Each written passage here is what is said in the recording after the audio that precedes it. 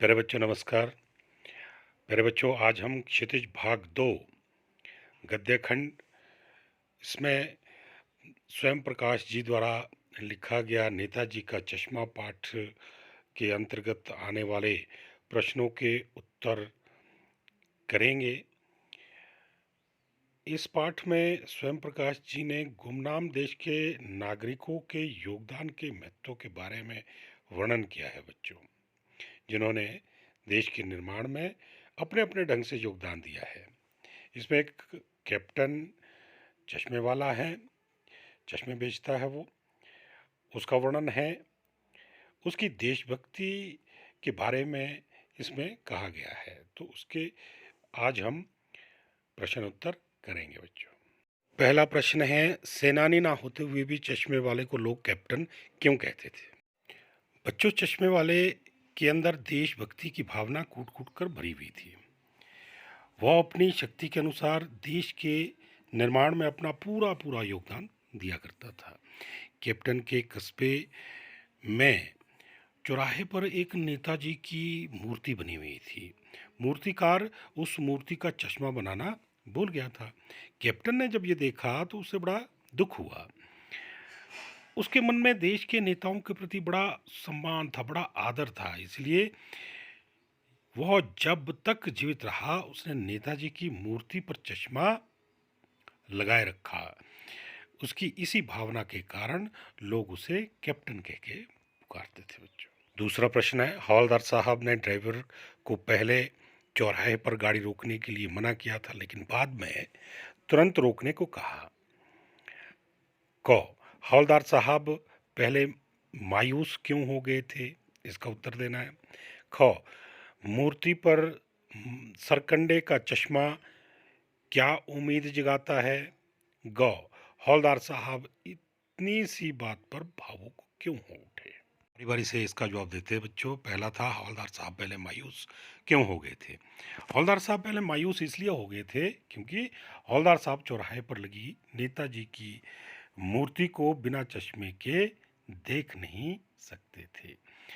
जब से कैप्टन मरा था, किसी ने भी नेताजी की मूर्ति पर चश्मा नहीं लगाया था। इसलिए जब हवलदार साहब कस्बे से गुजरने लगे तो उन्होंने ड्राइवर से चौराहे पर गाड़ी रोकने के लिए मना कर दिया था।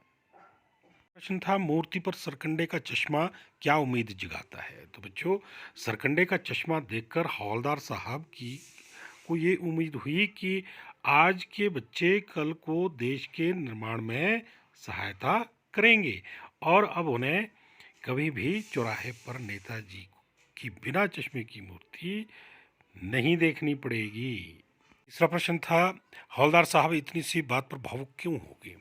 तो बच्चों, हवलदार साहब ने पहले सोच रखा था कि अब कोई चश्मे लगाने वाला, मूर्ति पर चश्मे लगाने वाला कोई नहीं रहा। लेकिन जब वो उस चौराहे पर से गुजरे तो जब उन्होंने सरकंडे का चश्मा लगा हुआ देखा तो उनके अंदर देशभक्ति की भावना हिलोरे लेने लगी और वो भावुक हो उठे और उनकी आंखें भर आई। अगला प्रश्न है बच्चों, आशय स्पष्ट कीजिए। बार बार सोचते क्या होगा उस कौम का जो अपने देश की खातिर घर गृहस्थी, जवानी, जिंदगी सब कुछ छोड़ देने वालों पर हंसती है और अपने लिए बिकने का मौका ढूंढती है। तो बच्चों, इस कथन के माध्यम से लेखक कहना चाह रहा है कि उस देश के लोगों का क्या होगा जो अपने देश के लिए सब कुछ न्यौछावर करने वालों पर हंसते हैं। देश के लिए अपना सब कुछ, अपनी जवानी, घर परिवार, यहाँ तक कि अपने प्राण तक दे देते हैं और कुछ लोग उनका मजाक उड़ाते हैं। दूसरों का मजाक उड़ाने वालों के पास लोग जल्दी से इकट्ठा हो जाते हैं और उन्हें अपने सामान को बेचने का अवसर मिल जाता है। जिस प्रकार आपने इस कहानी में पढ़ा है, वो पान वाला अपने सामान बेचने के लिए उस कैप्टन का मजाक उड़ा रहे हैं। अब चौथा और पांचवा प्रश्न। चौथा प्रश्न पहले, पान वाले का एक रेखा चित्र प्रस्तुत कीजिए। पान वाले की चौराहे पर दुकान है, नेताजी की मूर्ति सामने है। पान वाले का रंग काला है, शरीर मोटा है और उसकी तोंद निकली हुई है। जब वो किसी बात पर हंसता है तो वो उसकी तोंद तिरकने लगती है। वह स्वभाव का खुशमिजाज है, बार बार पान खाने की उसको आदत लगी हुई है। वो कोई भी बात करता है तो मुंह से पहले पान को थूक लेता है। उसके पास सबकी जानकारी रहती है और वो बड़े रसीले अंदाज से उस जानकारी को दूसरों के सामने प्रस्तुत किया करता है। पांचवा प्रश्न है कि वो लंगड़ा क्या जाएगा फौज में, पागल है पागल। कैप्टन के प्रति पानवाले की इस टिप्पणी पर आपकी क्या प्रतिक्रिया है? बच्चों, आपने इसमें अपनी प्रतिक्रिया देनी है। आप ये भी कह सकते हैं कि पानवाले के मन में देश और देश के नेताओं के प्रति कोई आदर और वो सम्मान नहीं था। उसे तो अपने पान बेचने से मतलब था।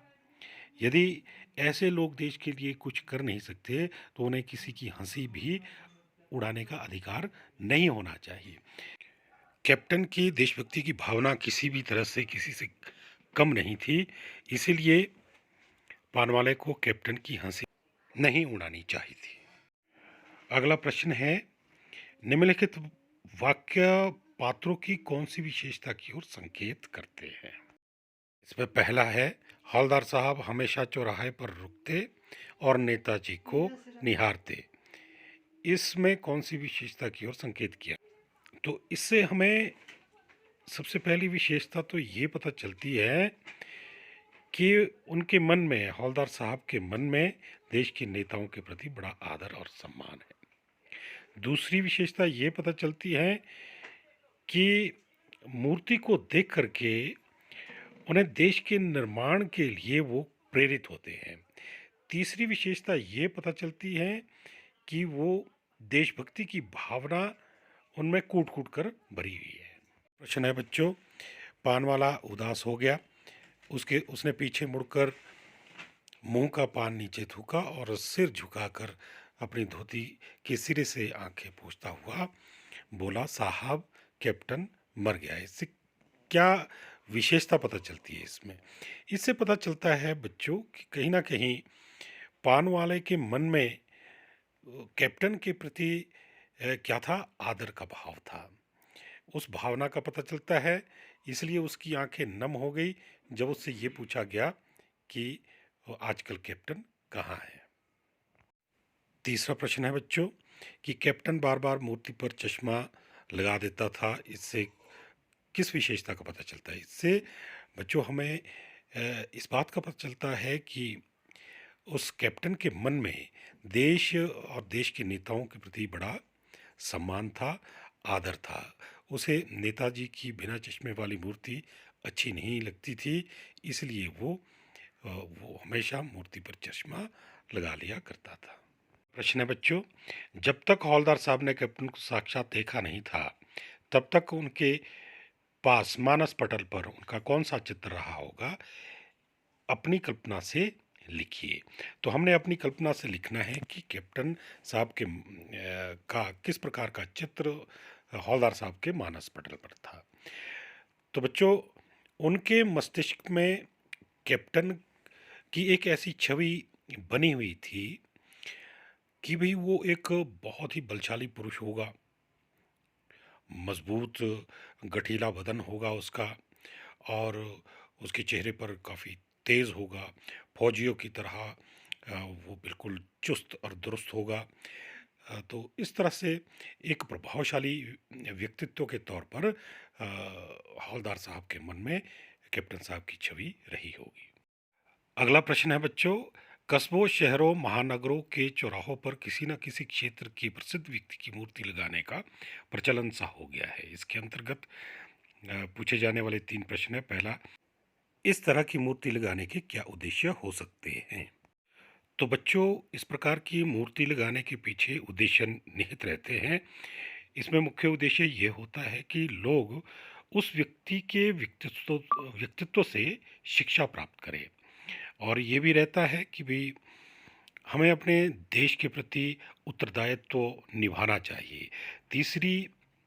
तीसरा जो उद्देश्य रहता है वो ये रहता है कि मूर्ति को देख करके लोग भी देश के लिए कुछ करने का दृढ़ संकल्प लें। दूसरा प्रश्न है बच्चों कि आप अपने इलाके के चौराहे पर किस व्यक्ति की मूर्ति स्थापित करवाना चाहेंगे और क्यों? इसके उत्तर में बच्चों आप अपने प्रिय नेता के बारे में लिख सकते हैं। वो महात्मा गांधी भी हो सकते हैं, या लाल बहादुर शास्त्री हो सकते हैं, या सुभाष चंद्र बोस हो सकते हैं, कोई भी नेता हो सकते हैं जिससे आपने कुछ प्रेरणा ली हो जो आपको अच्छे लगते हैं और उनकी विशेषता बताकर आप इसका आंसर उसका उत्तर बना सकते हैं। मूर्ति से संबंधित तीसरा प्रश्न है बच्चों, उस मूर्ति के प्रति आपके और दूसरे लोगों के क्या उत्तरदायित्व होने चाहिए? तो पहला उत्तरदायित्व तो ये होना चाहिए कि हमें उस मूर्ति के प्रति सम्मान की भावना रखनी चाहिए। दूसरा, लोगों को मूर्ति वाले व्यक्ति के व्यक्तित्व के बारे में हमें परिचित करवाना चाहिए। और और समय-समय पर हमें वहाँ पर समारोह करने चाहिए देशभक्ति से संबंधित, जिससे आम व्यक्ति में देशभक्ति की भावना को प्रज्वलित किया जा सके। उस मूर्ति के सामने से जब भी आप निकले तो वहाँ पर नतमस्तक होना चाहिए और उस व्यक्ति द्वारा किए गए कार्यों को हमें हमेशा उस समय याद अवश्य करना चाहिए। 9वें प्रश्न में बच्चों आपने ऐसे कार्यों का उल्लेख करना है जिन कार्यों को करके हम अपने देश प्रेम को उजागर कर सकते हैं। तो ऐसे बहुत सारे कार्य हैं बच्चों जिसमें हम अपने देश का योगदान दे सकते हैं। जैसे हम पानी की बचत कर सकते हैं, पानी को व्यर्थ में बहने से रोक सकते हैं, अगर कहीं नलका खुला है उसको बंद कर सकते हैं, टांकी कहीं अगर पानी अगर उससे निकल रहा है तो उस व्यक्ति को बोल सकते हैं जिसकी वो टांकी है, या उसे खुद जा कर के बंद कर सकते हैं। हर तरह से पानी जहाँ कहीं भी हमें दिखे कि वो व्यर्थ में बह रहा है उसको हम बचा सकते हैं। इस प्रकार हम पानी की बचत में भी अपने देश प्रेम की झलक दे सकते हैं। वो इसलिए क्योंकि पानी जो है वो हमारे जीवन के लिए अनमोल धरोहर है। इसी प्रकार बिजली का उचित प्रयोग कर सकते हैं और उसकी बचत कर सकते हैं। उसी प्रकार पेट्रोल की बचत कर सकते हैं और साफ सफाई का हम ध्यान रख सकते हैं। इस प्रकार हम अनेक तरह से देश प्रेम को दिखा सकते हैं। अगला प्रश्न है बच्चों, आपने दी हुई पंक्तियों को मानक हिंदी में लिखना है। ये स्थानीय भाषा में लिखी गई पंक्तियाँ, जैसे कोई गिराक आ गया समझो, उसको चौड़े चौखट चाहिए, तो कैप्टन किधर से लाएगा? तो उसको मूर्ति वाला दे दिया, उधर दूसरा बिठा दिया। अब आपने इसको प्योर हिंदी, जिसको बोलते हैं मानक हिंदी में इन पंक्तियों को लिखना है। ये इसमें थोड़ा विशेष क्षेत्र का की भाषा आ गई है। तो इसको बच्चों हम इस तरह से मानक हिंदी में लिखेंगे। मान लीजिए कोई ग्राहक आ गया, उसे चौड़े फ्रेम वाला चश्मा चाहिए, कैप्टन कहाँ से लाता? इसलिए ग्राहक को मूर्ति वाला चश्मा दे दिया, मूर्ति पर दूसरा लगा दिया। तो इस प्रकार हम इसको मानक हिंदी में इन पंक्तियों को इस रूप में लिख सकते हैं। अगला प्रश्न है, भाई खूब क्या आइडिया है? एक भाषा में दूसरी भाषा के शब्द आने से क्या लाभ होते हैं? इसमें देखो, आइडिया अंग्रेजी का शब्द है, भाई खूब ये स्थानीय शब्द है। इसमें क्या फ़ायदा होता है? ऐसे शब्द आने से क्या फ़ायदा होता है? तो बच्चों, इससे हमें फ़ायदा ये होता है कि हमारे जो वाक्य है वो प्रभावशाली बन जाते हैं। दूसरी भाषाओं से कुछ के ऐसे शब्द होते हैं उसमें कुछ जिन्हें अपने मातृभाषा के रूप में हम प्रयोग करते ही करते हैं। इस प्रकार के प्रयोग से वाक्य कहना और सुनना हमारे को अच्छा लगता है। यदि इसी वाक्य को एक ही भाषा में हम कहेंगे तो ये सुनने में प्रभावशाली नहीं लगेगा। 2 या 3 भाषाओं के साथ प्रयोग में जब भाषा लाई जाती है तो उसका स्वरूप बदल जाता है, जो कि भाषा को कैसा बना देता है? लचीला बना देता है, फ्लेक्सिबल बना देता है। अगला प्रश्न बच्चों व्याकरण से है। निम्नलिखित वाक्यों में से निपात छांटिए और उनसे नए वाक्य बनाइए।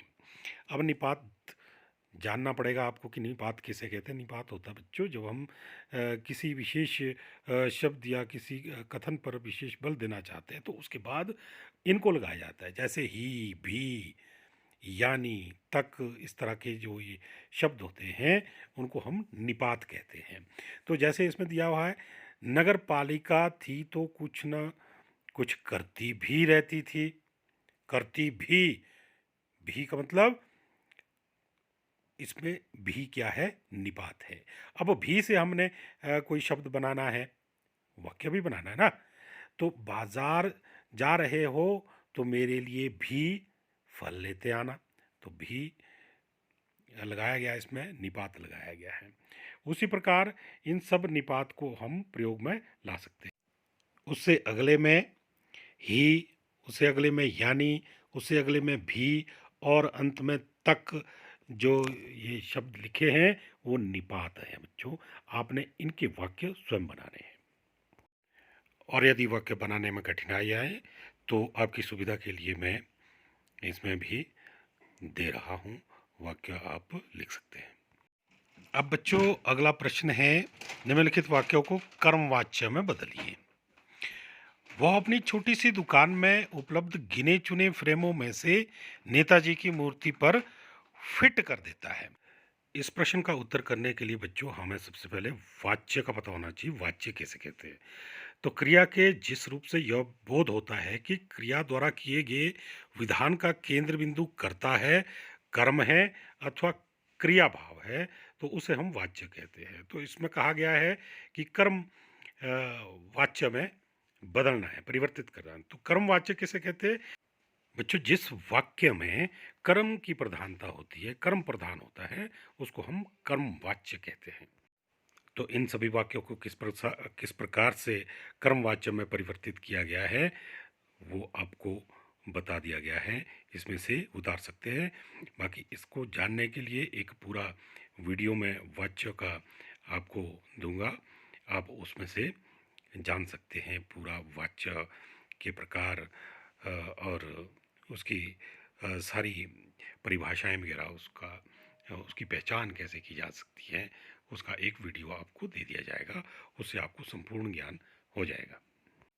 तो अगला प्रश्न है बच्चों, नीचे दिए गए लिखे गए वाक्यों को भाववाच्य में बदलिए। जैसे अब चलते हैं, अब चला जाए, ये उदाहरण दे रखा है।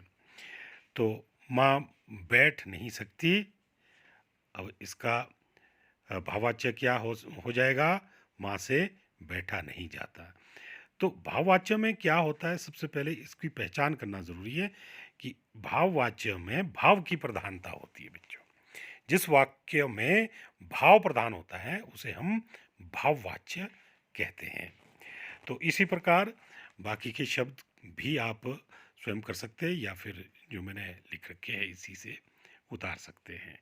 तो इस प्रकार इस पाठ के प्रश्नों के सभी उत्तर हमने कर दिए हैं। ये वीडियो आपको कैसा लगा? आप ज़रूर इसको लाइक करिए अगर पसंद आए। धन्यवाद।